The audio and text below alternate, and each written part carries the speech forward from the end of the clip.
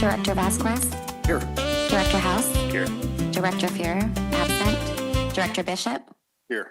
Director Bradford, absent. Director Matthews, Here.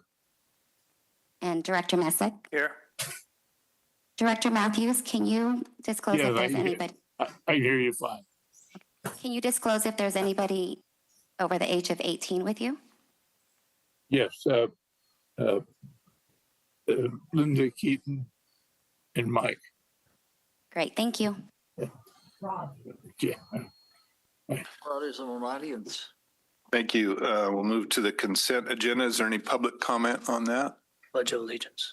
Oh, I'm sorry. Skip the pledge. John, will you do the pledge? Yeah, please rise and join me for the Pledge of Allegiance. Salute, pledge. I pledge allegiance to the flag of the United States of America and to the republic which stands one nation under God, indivisible, with liberty and justice for all. Thank you. Now we are ready for the consent agenda. Any? To approve. I'll second. Yeah, I skipped the public comment too. So let's do the consent agenda. I had a really easy agenda today and I'm already stumbling. That's okay. We had a motion and a second on the consent agenda. All in favor? Aye. Aye. Oh, we need a roll call vote. Okay, sorry. Angie? Director Bishop, Yes. Director Bradford, absent. Director Vasquez, Yes. Director Fuhrer, absent. Director Messick, Yes. Director House, Yes. and Director Matthews. Yes. Okay, now let's go back to public comment. Is there any? None online, none in person. Okay, item 1. Item 5. Consider adoption of resolution number 2026-25 approving 1, a cash flow loan in the amount of $1 million to Reclamation District 817 for a pipe replacement project, and 2, agency staff to prepare and file a California Environmental Quality Act notice of determination for the loan as a responsible agency. Sammy Knoll. Good morning, Chairman Bishop, members of the board. I'm Sammy Knoll, flood risk reduction or flood risk manager. As noted, I'm here to present the item, the request by Reclamation District 817 for a short-term cash flow loan in the amount of $1 million. The district currently has a grant from DWR's Deferred Maintenance Program to remove and replace an existing gravity flow pipe or drainage pipe. And this grant from DWR does provide 100% funding for the program. However, working with the state, it could take between 60 to 90 days to get a reimbursement from this program, which limits the district's ability to pay contractors. The project is anticipated to be completed by spring next year. And once DWR reimburses the district, those funds, the district will use that money to repay this loan back. Here to answer any questions. Tom Engler representing the district is here as well. Any questions from the board?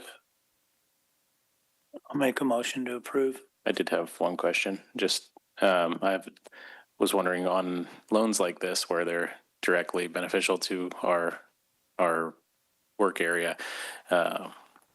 Do we give a loan at a better term than what they would get at market, or?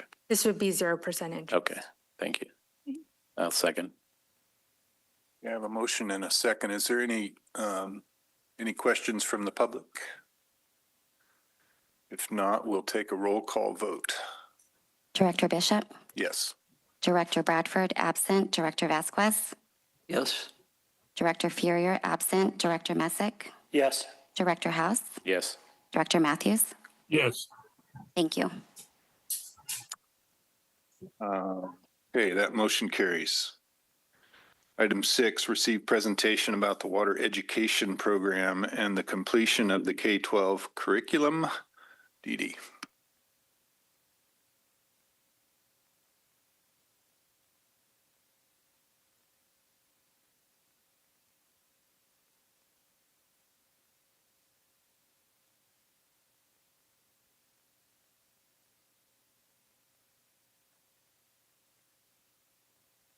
All right. Good morning. Let me get this where I can play it. Full screen. There we go. Okay, good morning. I'm Dee Dee Cordell, your communications manager, and I am here today with an update for you on our curriculum program, but I do want to just kick things off by updating you briefly on our salmon expeditions, the effort to fundraise for the salmon expeditions to help kind of cover the costs since the agency cannot fund that this year after the Penstock incident. The Yuba County Education Foundation, of which I'm a board member, has graciously allowed us to, serve as the fundraising arm in partnership with the South Yuba River Citizens League. And together between these two organizations, we've so far raised about $104,000 of the $161,000 goal. So we're close, and we're getting closer every day. We still have some big potential opportunities out there. So I will keep you posted as we continue to fundraise for that. But today we are here to talk about a program that we've been working on for several years. And before I can really kind of update you on where we are on it and what's happening, I think it's probably good to just kind of have a little history class since we're talking about curriculum and remind you of how we got here. So the curriculum program, the curriculum development started in 2018. Really, that's when we started talking about it. And we were looking at what could we do that is legal for the agency to invest in that could really make a big benefit for the community. And our water education program was really born from that, which had several aspects. One of those aspects was this K through 12 curriculum program. We had a ton of community input and advice from education leaders in the community. And the goal was that we would create curriculum locally that meets the next generation science standards for K through 12 students. That way we could have our students in Yuba County learning about things like flooding and the principles of flooding from learning about our own flooding in 1986 and 1997, not learning about Hurricane Katrina and things like that. So really bringing it home and localizing their learning and getting them out into the watershed to truly appreciate the natural resources that we have in Yuba County. So we chose to use local teachers to develop this curriculum, partly because it was a great professional development opportunity for them, but also because as teachers develop this curriculum and they are passionate about it and love it, their peers will be more likely to adopt it and so on. And so the advice we were given from our education advisory panel was that this would be the best way to really make sure it got implemented. So we recruited teachers and we paid them a stipend to participate in the writing project, which took place over the summer of 2020, the summer of COVID.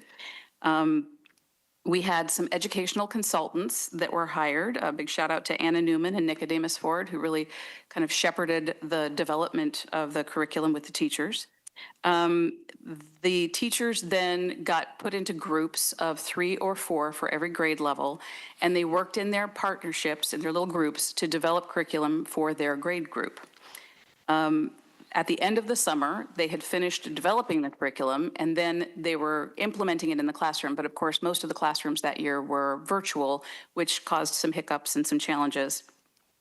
So the following year, we decided to do a kind of a repeat performance by hiring on some additional teachers that could really test how well they could implement that curriculum in their classrooms and then offer feedback to the original teacher groups as well. And so it was kind of expanding that group to really test out this curriculum and make sure that it was implementable in the classrooms. And then from there, it went on to Arroyo Research Services, where they were able to, it's an educational consulting firm, and they were able to kind of take all this curriculum and process it and review it and make sure that it actually meets the next generation science standards that we believed it did when it was complete.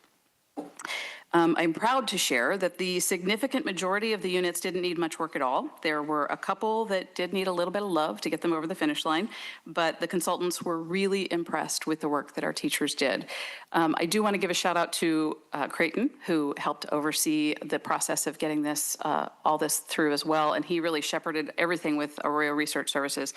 But more than anything, we have some teachers in the room today, and I think there are some online as well. If you are a teacher who helped create this curriculum, would you stand for me? Yay. How about a round of applause for our teachers? And there are also some online as well, I think. These folks really put their heart and soul into developing the curriculum and making it what it is today. I want to just point out this one big shot in the middle, which is we took all of the teachers on one of the salmon expeditions to really help them bond as a team, but also to really get them out into the watershed to kind of kick things off. It was a lot of fun. It was a great experience. So once we got all of that curriculum back from Arroyo Research Services and we knew that it was ready, then it was time to start building out the website. And Alex Bosch on my team deserves a huge shout out because he had the patience of a saint in trying to build this out on our website. It was no small task. As we did it, we found links that were no longer valid and all sorts of challenges, documents we didn't have access to. So there was a lot of back and forth, and that took a lot of time as well. Excuse me.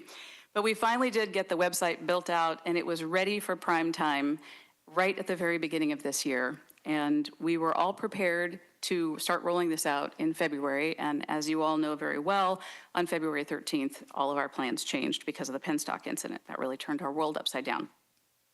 So fast forward to today, and we are now picking this back up, and we are thrilled to be able to give this as a gift to the community. So really quick, I'm gonna just give you a live tour of the curriculum on the website. See that? So this is the main page, which is accessible under Programs and Projects, Water Education, and you can go right to it from there. And as you scroll down, it has all of the different units, and you just click on whichever unit you'd like to look at. We'll go look at one in just a second. But just as you scroll down, you can see this is an explanation of kind of the process that we went through and the fact that this curriculum meets next generation science standards. And then anyone who is interested in diving deeper into Arroyo Research Services review of the curriculum that shows that it does in fact all meet the standards that the teachers created it to meet can just click that link right there and they'll have everything that they need. So we're gonna just take a peek at the third grade unit just briefly so you can kind of see this unit, which is about flooding in the Yuba River watershed. And each of these units tells the storyline of kind of what is this about. So as a teacher is coming to look for it, they can kind of say, well, that's really interesting. It's about flooding right here in my own backyard. That's really cool. I would like to teach more about that.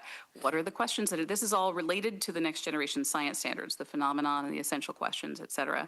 And here are the standards that this specific unit has been shown to meet, all spelled out for you.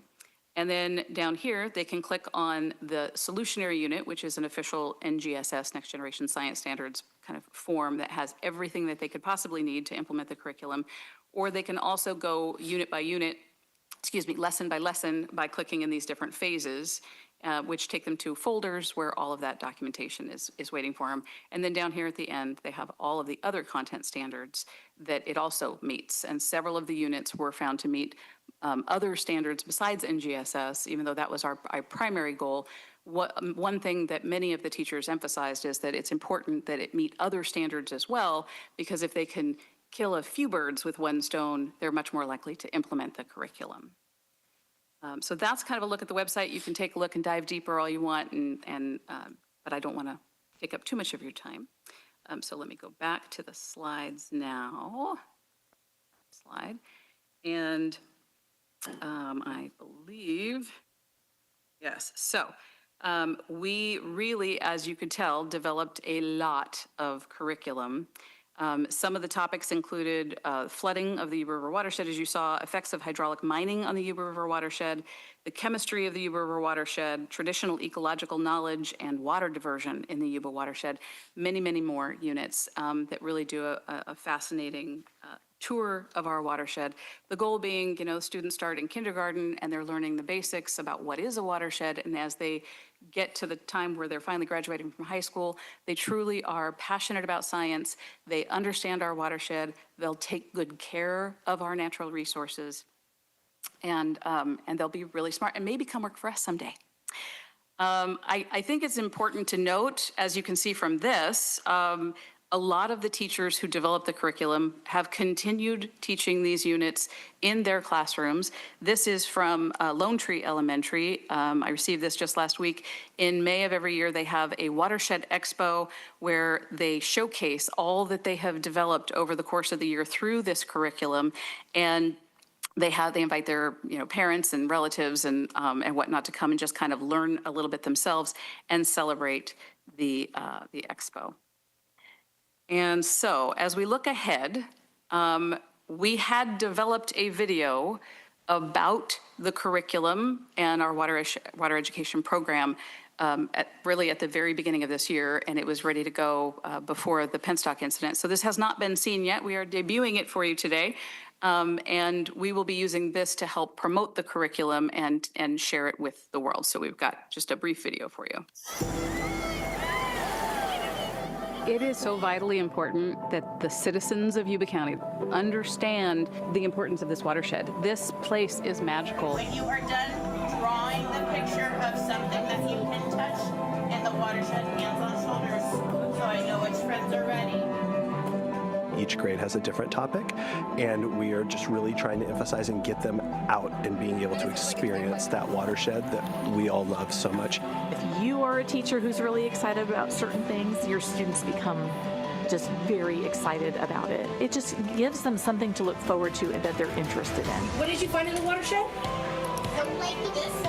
What are those called? My pre-lessons, like how to get kids to actively participate in science discussions, how to ask questions. They feel like they're scientists and they're smart. We talked about what we can touch in the watersheds. My experience has been like 5 years of loving science because it's fun and I get to learn new things each year. Whoa, that's a good one. I went to school here. My dad taught in these schools, and I just get such a joy from being part of something that is helping to make the community better. What can you hear in the watershed? Year after year, it will build on itself so that by the time they graduate from high school, we have students who not only have just rock solid science, but they will have a deep appreciation for the Yuba River and the benefit that it brings for this community.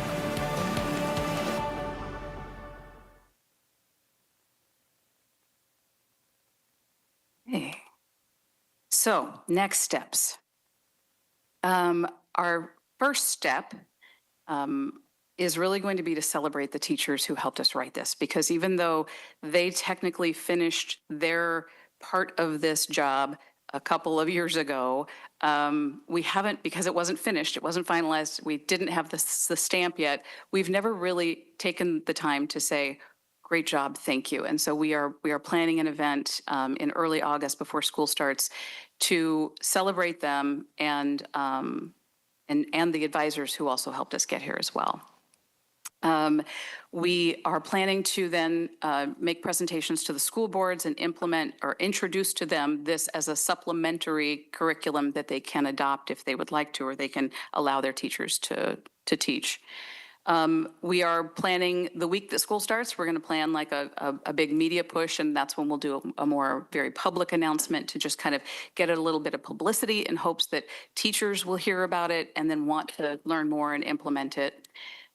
We're planning some professional development days and some outreach to additional teachers to hopefully help this spread. Rather than, we don't expect it to be this big, like everybody's going to teach it at once, but we kind of envision it as a very slow growing, more organic process where the teachers are going to share it with each other and it will spread, hopefully fairly quickly, but it will spread. And over time, we will get more and more teachers implementing this curriculum. And we are hoping to seek some additional grant funding for the supplies and field trips that Yuba Water was planning to pay for that were kind of our carrots to kind of encourage people to implement this curriculum. But because we are no longer in a position, at least for the next few years, to be able to pay for that, we're going to be trying to find some other potential funding sources to do that. And I want to give a quick shout out to Yuba County Office of Education, and Joe Logiana is here. He is the Deputy Superintendent, and he and Rob Greger and Amy Knorr have been really critical in partnering with us to help us figure out what is the best way for us to move forward in implementing this so that it's most likely to actually be adopted. And with that, I am open to any questions if you have any. Anything from the board? Great job, Dee Dee. Thank you, Andy. Did a wonderful job. Took a lot of hard work, though. I really appreciate that. Yeah, through the chair. Yeah, just kind of echo that to Dee Dee, but to all the teachers, I know it's hard to organize that big of a group of teachers to work on one thing, and even if you have a stipend, it's got to be something they want to pour their hearts into. So I personally know one of the teachers who worked on it, and she teaches at the school I teach at, and she wasn't there when she made that connection, but I know she's excited. She's reached out last week asking for updated watershed maps and things like that. So I'm excited to see Joe's here too, because that means that YCOE is going to be a strong partner. So yeah. They have been a strong partner all throughout, and it's just even stronger now that Joe's on board. Yeah, Really. and I love the video because I coached baseball, and you got the right year because a bunch of those kids were on my baseball team. So now I get to call all their parents and tell them to look for the video. So Awesome. yeah. Silver linings. I'll add, I agree, great effort from the teachers, but also you, Dee Dee, and Creighton and Alex for sticking with it for, I guess it's 6 years now since this project started. So, and right off the bat, you had the COVID challenge, and there've been other ups and downs, and it's great that you stuck with it and got us to this point. And I just look forward to seeing it rolled out and how it evolves from here. And, even if we can't give it a lot of financial support right now, hopefully we can again in the future, and we can still give it our time and effort. So thank you for doing that. Thank you, Wayne. It was definitely a labor of love. I think I speak for all of us when I say that, except maybe Alex. He was just the patience of a saint, bless his heart. And is there any public comment or questions? Nope. How about some of the kids? Anything online, Angie? No? Okay, then I think we are ready to move on to managers. Oh, did we have to vote on that? We need to vote. Okay. Director Bishop? Oh, we need a motion first, Oh, I sorry. guess. So moved. No vote. Second. Oh, it is just okay. Just a presentation. No vote needed. All right. Okay. All right, Willie, we're ready for the manager's report. Okay, well, New Bullard's Bar is sitting at an elevation of 1924.86. That's about 30 feet from full. We're releasing 1,250 CFS out of the low-level outlet. That is going well. We did perform some minor maintenance on the low-level outlet last week, and that went well. Both Narrows units are online, meeting downstream demand, both for the Accord minimum flows and for our irrigation demand. The mini hydro was separated from the grid yesterday due to the shoot fire. We'll report that the shoot fire started, I think it was last Monday, so 8 days ago. It was somewhere around 30 acres, and it was out, and then it flared back up yesterday, and latest reports are it's about 60 acres. The shoot fire is almost perfectly between New Bullard's Bar Dam and Colgate Powerhouse, so we are monitoring that. The immediate area around the fire is in an evacuation zone.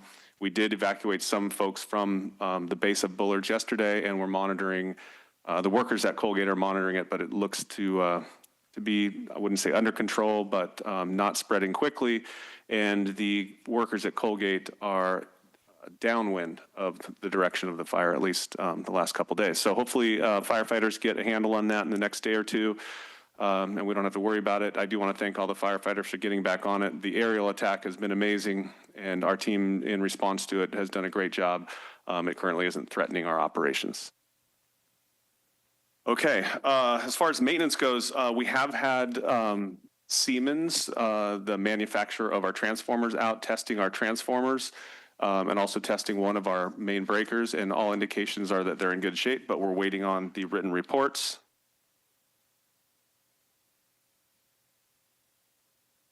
On the engineering side, 2 weeks ago, we had what we call a design charrette with our consulting engineering firm GFT, who is working on the condition assessment and design of the penstock repair. The design charrette is where we all get together and talk about The condition of the penstock today and the condition we wanted in and the ultimate design standards and ultimate design we're looking for, we did choose a path for the basis of design. This is very early in the engineering design. There's not specific engineering done yet. This was just to identify a direction to go, and we chose what we think will be the most efficient path to get the units back up and running as quickly as possible, but also safely and to provide longevity. It's really similar to an alternatives analysis. A bunch of engineering has to be done to prove that the chosen alternative 2 weeks ago is actually the alternative we can move forward with. So I'll report to you as that engineering develops, but it's a good first start on the engineering design of the ultimate repair of the penstock. One of the major things that engineering team will have to rely on will be the forensics evaluation. When we do get that report, I'll report that the forensics team continues to work on their forensic investigation and ultimate report. As far as the response to road work and sediment removal and hill slope stabilization, all that work is going well. Over the last couple of weeks, not a lot of road work has been done. That crew, the Nordic crew, moved to sediment removal from the river. That is going well. And we had a bid solicitation for hill slope stabilization that was released on July 1st. We had a bid walk on July 9th that was well attended. A significant number of contractors plan to bid on the project, and I think the bids are due on July 28th. We hope to start that hill slope stabilization in early August.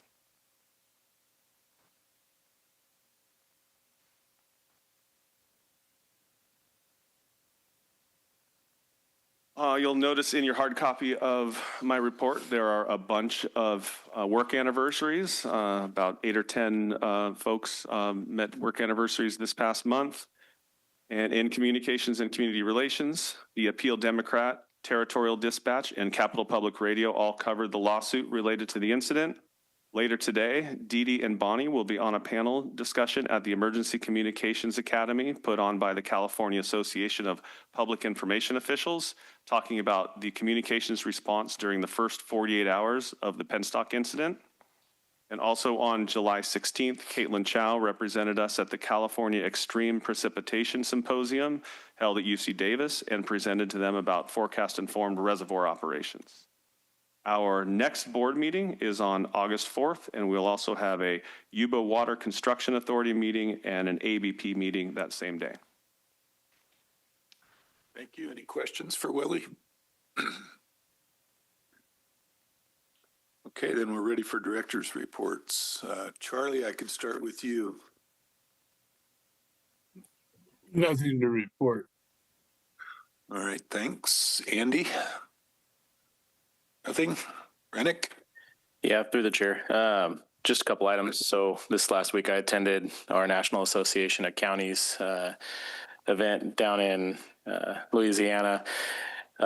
We do a really good job managing our water flows here, but I mean, those guys have a lot of work ahead of them. So it's good to hear that Dee Dee's actually connected to New Orleans in some way, so that she understands that there's a lot that could be done for flood risk reduction. We're always thinking about power and drought and water management, but one of the major reasons that I'm here is because, you know, I got flooded in 86 and 97. So I want to keep that in the forefront of our mind at all times. But on the other side of that, the water management side, last week we formed a group with CSAC, which is the California State Association of Counties, and it's a work group related to SGMA.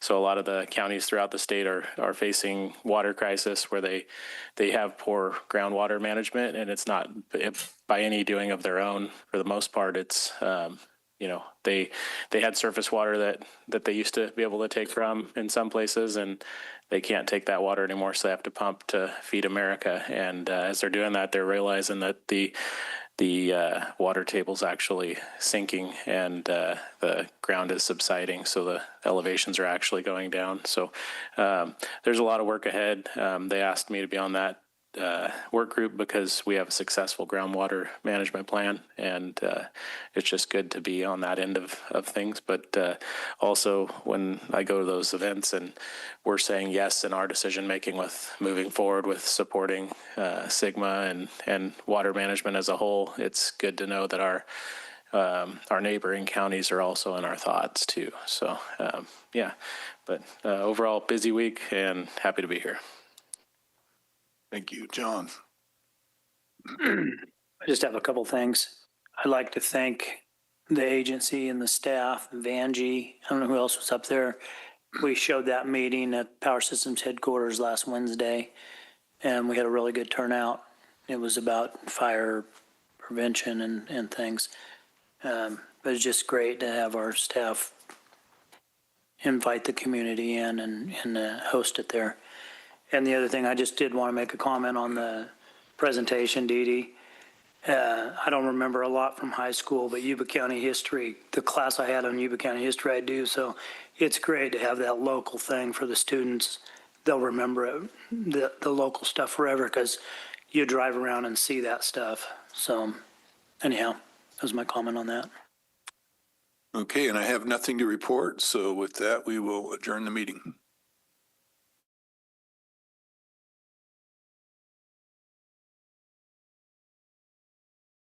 Today in Marysville, sunny, with a high near 99, winds SSW 5 miles per hour. Right now, it is 86 in Marysville, with calm winds. Tonight in Marysville, mostly clear, with an overnight low near 72, winds S3 to 7 miles per hour. Wednesday in Marysville, sunny, with a high near 98, winds S7 to 10 miles per hour. Wednesday night in Marysville, clear, with an overnight low near 67, winds S6 to 10 miles per hour. Today in Dobbins, mostly sunny, with a high near 94, winds WSW 1 to 5 miles per hour. Right now, it is 77 in Dobbins, with calm winds. Tonight in Dobbins, mostly clear, with an overnight low near 71, winds E3 miles per hour. Wednesday in Dobbins, sunny, with a high near 92, winds S1 to 6 miles per hour. Wednesday night in Dobbins, clear, with an overnight low near 66, winds S0 to 6 miles per hour. Today in Plumas Lake, sunny, with a high near 97, winds SSW 3 miles per hour. Right now, it is 81 in Plumas Lake, clear, with light winds. Tonight in Plumas Lake, mostly clear, with an overnight low near 68, winds S3 to 8 miles per hour. Wednesday in Plumas Lake, sunny, with a high near 95, winds S10 miles per hour. Wednesday night in Plumas Lake, clear, with an overnight low near 63, winds S7 to 10 miles per hour.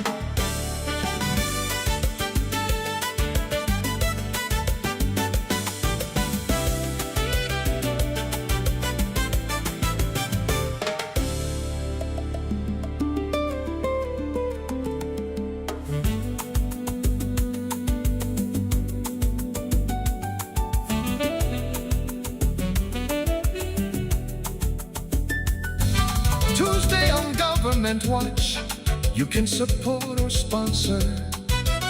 Help keep the community aware with Yuba-Sutter.LIVE.